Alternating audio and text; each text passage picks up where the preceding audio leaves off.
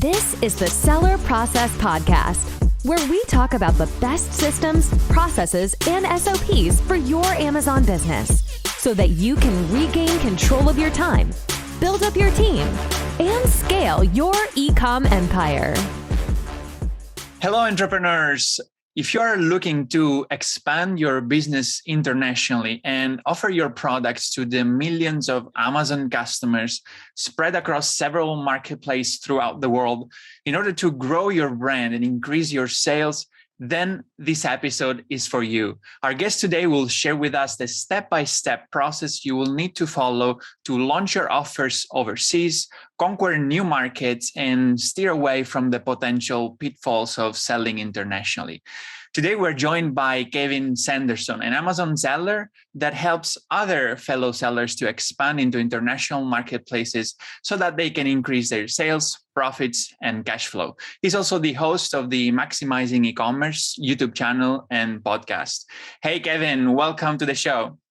Gianmarco, thank you for having me. This is an honor and a pleasure, and I'm excited to be here. Yes, exactly. Same for me, because we're recording this in a quite a timely manner because I'm actually starting to exploring also myself in my own business, several other marketplaces. So cool. I've already started since a few months sending inventory to Canada, Japan, Germany. Oh, nice. And so it's been an interesting experience. So I'm looking forward to our conversation today. So Great. To begin with, so as I just said, everyone is in different points in their journey of selling on Amazon. So, to start putting some context to this conversation, I'd like you to tell me more about when do you suggest people to start thinking about expanding internationally, and what would be your suggestions for them on how can they figured out when it's the right time for them to think about going international? Yeah, great question. And, I think there's a couple different schools of thought on this. Some people say wait until you're like a, multiple seven-figure, eight-figure seller on Amazon in the US, just go all in on the US. And that kind of had been a somewhat mainstream theory, I think, for the longest time. And then I was more in the camp of, I had one product back in 2016 when I first started in Canada, and then I just kept expanding from there. And I think what 2020 with that thing that was floating around the world that, I don't want to mess up any algorithms in saying what it is, but we all know the thing going around in 2020 that's really disrupted the world. What it taught us is there's a need to geographically diversify. And, think about in 2020, all of a sudden Amazon in the US says you can't send inventory in for a couple months. And then they come up with these really crazy, what's the word I'm looking for? Restock quantities. So there are all these issues that are happening, supply chain issues, delays at the port getting into the US. I think recent history has shown to people it's great to go all in on your business, but you still should put some more hooks in the water, so to speak, and try to catch more fish in different places. That's right. I actually see it as you mentioned, it's also a way to differentiate, not only a way to grow, but also a way to take off some risks in one marketplace and have some other sales coming from another source. So it's also a way to de-risk our business. Okay, that's interesting. So, guys, as in every episode, we give away one complementary material together with our conversation in the podcast. So you can always find that in our website, thesellerprocess.com. Just find this episode, and you will see that Kevin is sharing with us today a whole guide with a checklist with all the steps of the process of going international. So that's what we are going to talk about today. So Kevin, why don't you share with us just a general overview of this process that is outlined in this checklist, and then we might go further deep into each point. Yeah, absolutely. And we can even streamline it even more from what's in that checklist. I've basically put it into 3 different buckets. And so there's, again, 2 different camps, 2 different extremes. Oftentimes when people talk about how to do this, I was at a panel discussion that I was moderating at Prosper Show on the discussion of international selling. So everybody on the panel had a lot of experience selling internationally. And we talked about how Amazon and some folks out there make it seem like you just click a couple buttons, it's plug and play, and you just go. And then there's other people out there that it's like, here's the 70-point guide to selling internationally. And they've got a whole bunch of like things that don't necessarily pertain to most sellers. So I think the best way to look at it is in chunking, as Tony Robbins says, you take your tasks and you kind of chunk them together into like tasks. So I would look at it as register, manage, and register, set up, and then manage. And then we'll throw in a bonus there, rinse and repeat. So register would be, in most cases, there's some registration your business has to take to say, hey, I'm a legit business and I want to set up shop in Canada, UK, whatever. We can go more in depth on those if you'd like. Then you got, while you're generally waiting on some government entity, it's usually not, hey, here's my form, my paperwork, and they say, here's whatever number. It's usually, here's my stuff. They may come back and ask you for more documents or whatever, and then could take weeks or months to get that number. And so while you're waiting, you've got homework that you can do in the setup stage of adding your listings, making sure they're priced appropriately for to make sure that you can actually get a profit in the new marketplace, that you're going to be selling in a different currency than you're used to, understanding the ramifications of that currency, having a plan in place for being ready as soon as you get whatever registration or importation numbers you need so that you can start sending stuff in, that you have inventory ready to go and some sort of plan with that. So you can start doing all these tasks in the setup phase. And then once you're launched, then now you have a new business to manage. And thankfully, it's not doubling your workload of what you're managing. But generally, there's going to be some sort of filings you'll have to do, whether it be quarterly, annually, depending on the country and your level of sales. And we're not here to provide tax advice, but just as a general thought. And then also, you're going to have things like, PPC to manage, and we can go more into some suggestions on how to manage PPC, as well as, just keeping track on, do you have the best keywords in your listing for that particular marketplace? Okay, great. I like that. Let's keep it simple. Just 3 steps: register, set up, manage, and the bonus, it was rinse and repeat. So yes. Let's start diving deeper into the first one. So the register. So first of all, we gotta understand which market are we going into, right? So what are your suggestions on where people should start with, and like your recommendation on how can they figure out the best option for themselves? Yeah, so I like to think of it a little bit gamified, and like gamified in the sense that like you're leveling up in difficulty as you start going into certain marketplaces. I think a lot of times what will happen is people will look at, let's say, Europe from the US and think there's a lot of people there, so I just should go straight to Europe. And that can be a good spot for a lot of people. But what a lot of people oftentimes miss is just north of the border is Canada. And, Canada's about 1/10 of the population of the US, although oftentimes sellers will see, it depends on your product and a variety of factors, but it's not uncommon to see 10 to 20% of your US sales in Canada. And for a lot of sellers, Canada actually ends up being one of their strongest international marketplaces. Canada, the way it operates, the government is very friendly to deal with. They're literally friendly on the phone, just as a very stereotypical Canada thing. And everything's just easier there. It's similar to the US. The culture, the words they use to describe products is very similar to the US. So to me, it makes it the simplest one to go with. And then I would go to the UK, which things do level up in complexity with that and a lot of the other UK based things to think about. And then it's at least still in English, although they start using some different words than we would use in Canada and the US. And then you start getting into some of the foreign language marketplaces in Europe, and then maybe Japan, maybe Australia, just because why not? It's an easy one to get into. But when you think about, you also got to factor in what is the return on your time invested and how much potential reward is there. Yeah, for sure. That's a new marketplace at which I'm actually also testing. I just sent one carton. Let's see what's going to happen in Australia. Because it's in English, as you said, why not? Mm-hmm. But I think that's kind of one of the main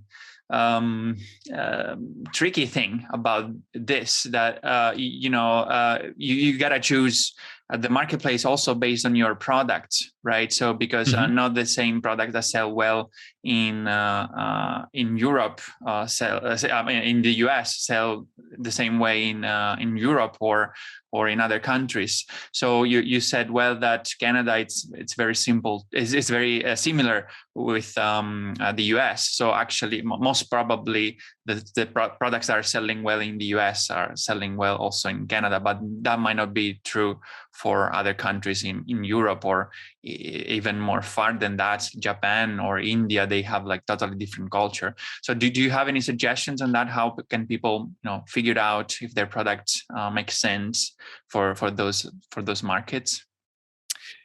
Yeah, great question. So in North America, which would be, Canada is included in that. And then in Europe, which UK, European Union countries like Germany and France, et cetera, all those marketplaces generally work pretty well with pick your favorite tool, Helium 10, Jungle Scout, ZonGuru, whatever. You can usually get a pretty good sense of what the potential demand is. Now, what I always tell people to do is kind of throw out some of your normal way of looking at product research. All you're trying to do is see, are people buying similar products to yours?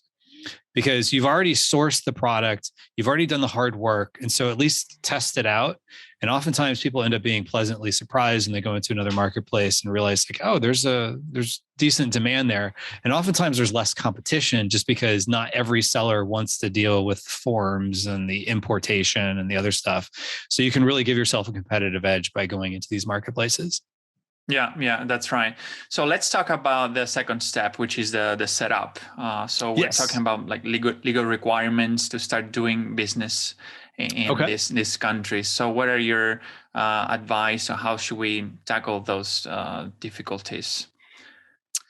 Yeah, so Canada is pretty straightforward. It's form RC1, as in Revenue Canada, form 1. If you just Google RC1 Canada, you can find the form online. You want to register for what's called a business number, which is their version of an EIN, which is the employer identification number in the US. You need an import-export number. And then, again, we're not here to provide tax advice, but generally speaking, if you have more than 30,000 Canadian dollars in sales worldwide, not just in Canada, but that would be about 24,000 US dollars. You would need to register for the GST, HST, the goods and services tax, harmonized sales tax, basically just call it their sales tax. And then you would file that once per year. And it's pretty much you fax that form in. And I said that right. I know this sounds very 1997, but you fax the form in with your articles of incorporation or whatever the formation documents are called where you live. And they give you back your numbers about a month later. Or a month or two later, I should say.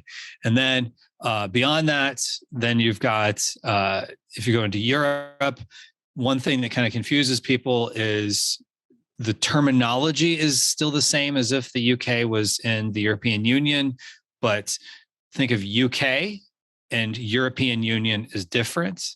And so in both cases, you would need a VAT number and an EORI number. And I always forget what EORI stands for. It's like economic operator, something. It's your import number you need to get across the border. And so you would need that for UK. You need an EORI number for any country in the European Union. And you need a VAT number for any country you're storing goods in. So if you have goods in an Amazon warehouse in Germany and France, you would need in both countries. And the way the pan-European program works now, you don't have to register everywhere.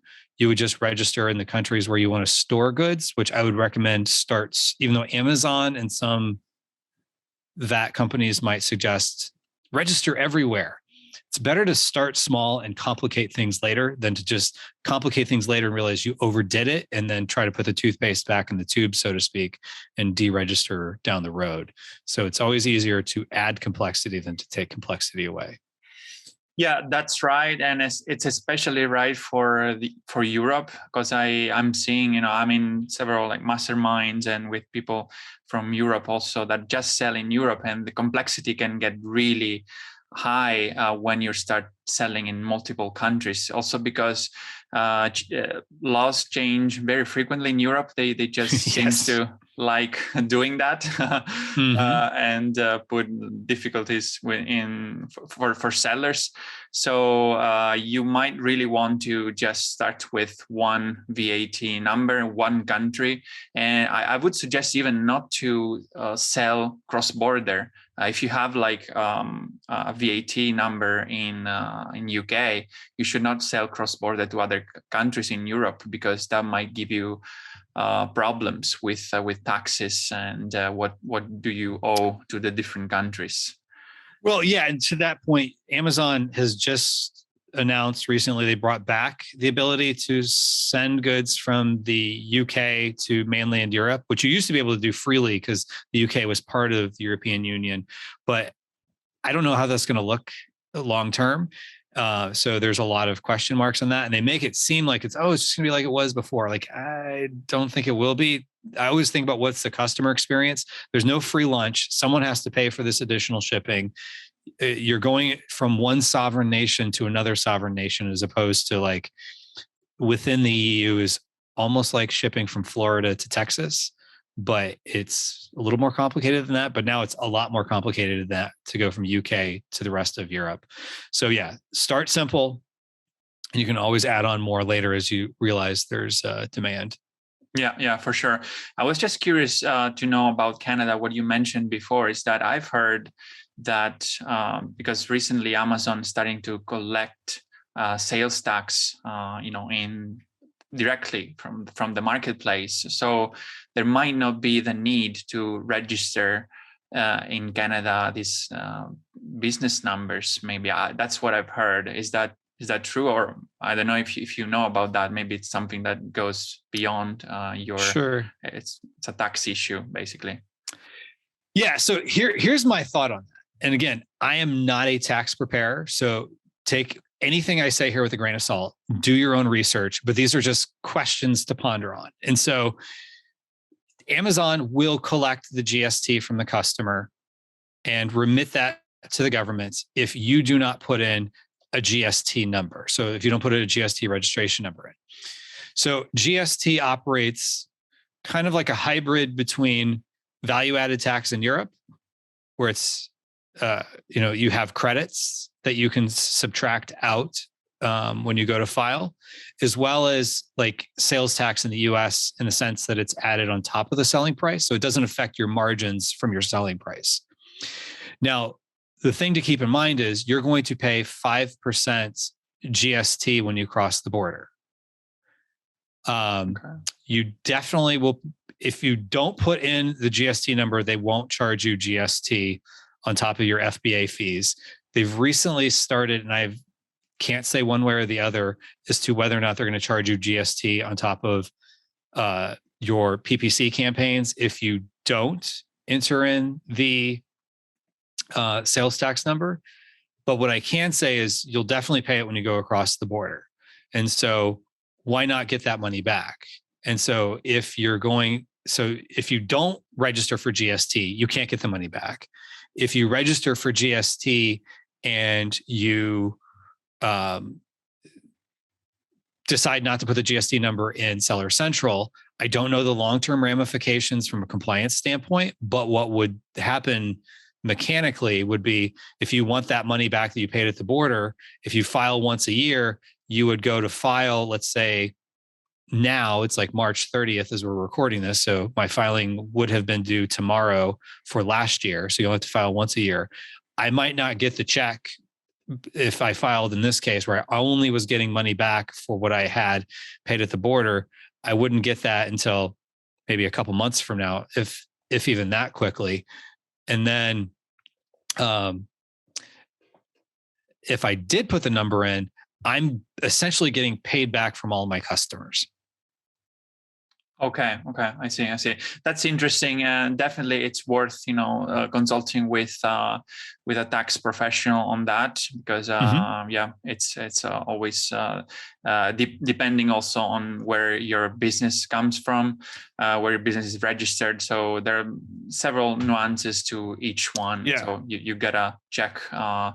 For your specific case, right? So another thing that I'm interested to ask you about is the product compliance, because we create a product that it's compliant to the US, maybe FDA rules or any other rules that the labeling rules of the US, but might not be compliant with other countries. So what should we do about that? Do you have any suggestions on how to deal with it?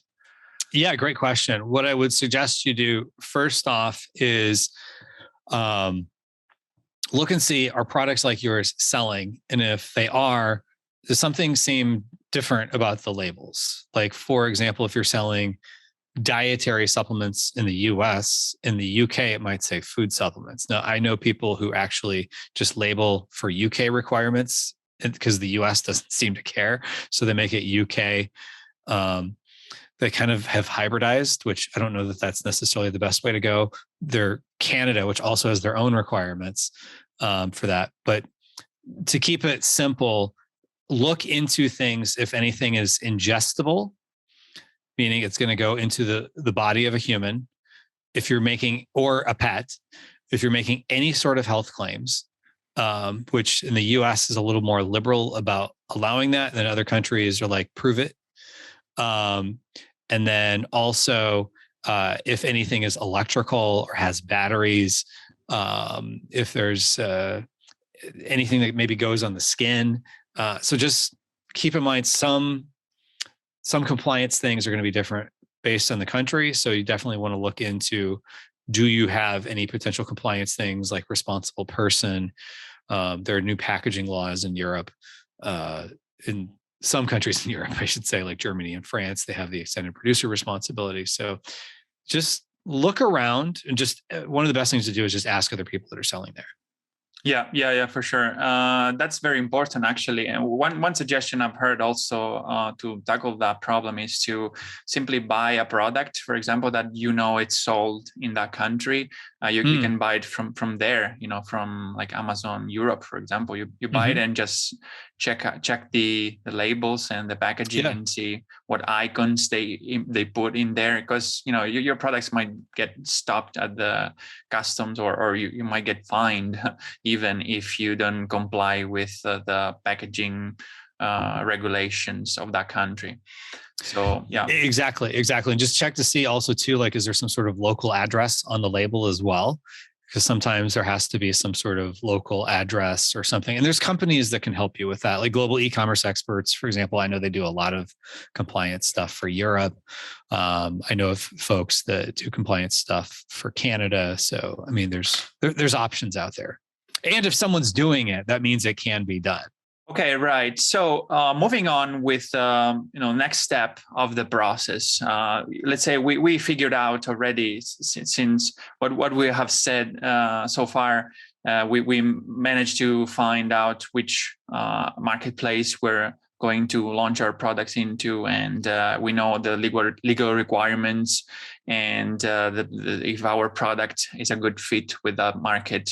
So now next is the manage, right? So we gotta manage this business, right? And you mentioned in the beginning that we gotta deal with multiple currency, and that could be actually one of the biggest problems with managing different accounts in different countries. So what are your best practices and tips to handle multiple currencies effectively, so that we don't get robbed too much of fees and costs related to handling more currencies? Yeah. So one of the things I recommend folks do as much as possible, keep all their charges in the local currency. So for example, a lot of times people like to put PPC charges on a credit card to get reward points, but you might actually lose money in that cycle, because the challenge is, let's say you go on forex.com or or you Google, euro to US dollar, and you just look and see what's the exchange rate. You'll never get that exact rate. That's called the mid-market rate, which is what banks charge each other. And so because we're not a bank, we don't get that rate. So they don't itemize this. Generally, what will happen is it's just your exchange rate might be 1%, 2%, whatever, less favorable. And so you lose a little bit there. And so think about if you put it on a credit card, your credit card, let's say you're in the US, is going to have to convert the money to pay off your, let's say, euro PPC bill in Germany. And then you're going to get euros that you're going to bring back into the US, into US dollars to pay off your credit card. So you just converted money twice in that cycle without realizing it. Whereas you could just have it come out of your disbursements and you don't have to worry about that at all. And then if you have any sort of like prep center, 3PL, accountants, just anyone you deal with in one of the countries you're selling in, I would suggest, whether it be Payoneer, Ping Pong, OFX, there's a lot of great companies that do these things where you can have money from Amazon, because if Amazon's going to move money from, let's say, your British pound disbursement into Chase in the US, for example, into your Chase bank account, Chase is only going to accept US dollars. So, or whatever your local currency is. So Amazon will automatically move that money into the local currency. And so if you have a, let's say, Canadian dollar account or British pound account or whatever, you can have Amazon move that money without moving it from one currency to the other. So like just yesterday, for example, I paid my GST bill from last year. And so I saved some money there from having to worry about moving it around, because I had the money in a Canadian dollar account and I just did a wire transfer to the Canadian government. Yeah, that's right. All these, basically using all these wallet services, I think is the best option. Like you mentioned, Payoneer, Ping Pong. I use Air Wallets and also TransferWise, which now is called Wise. Okay. But essentially, they all do the same. Yeah, like yeah, exactly. And sometimes you have to look and see by your country where you live, and just make sure that they are on Amazon's preferred payment provider list, which has expanded over the last year.